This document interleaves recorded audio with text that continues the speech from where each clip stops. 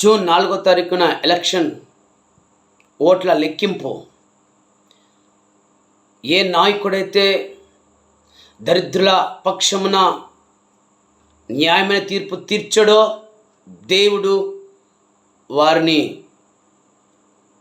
వారికి సింహాసనం ఇవ్వడు. ఎవరైతే న్యాయంగా పేద ప్రజలకు, పేద పిల్లలకు, దరిద్రపు పిల్లలకు, విధవరాల పిల్లలకు, పేద ప్రజలకు సహకారంగా ఉంటారో, న్యాయమైన తీర్పు తీరుస్తారో వారికి దేవుడు సింహాసనము ఇవ్వబోతున్నాను.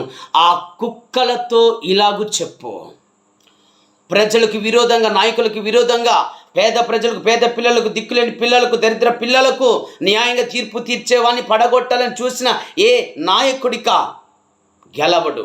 ఆ నక్కలు, ఆ కుక్కలు ఇక పడిపోతున్నాయి. ఆ నక్కలతో ప్రభు మాట్లాడుతున్నాడు. ఆ కుక్కల నోళ్ళు ముంచబోతున్నాడు. ఆ నక్కల నోళ్ళు ముంచబోతున్నాడు. దేవుడు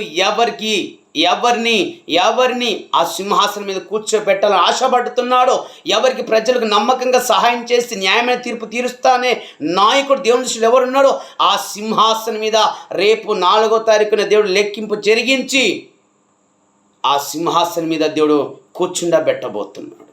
నమ్మకంగా ఉండు. న్యాయంగా ప్రజలు పనిచేసినవా నువ్వే గెలుస్తావు. అన్యాయంగా పనిచేసినవా ఓడిపోతావు. న్యాయంగా ప్రజలకు పనిచేసి దేవుని చిత్తానుసారంగా పనిచేసిన నాయకుడి యొక్క సీటు ఎవ్వడు కదిలించలేడు.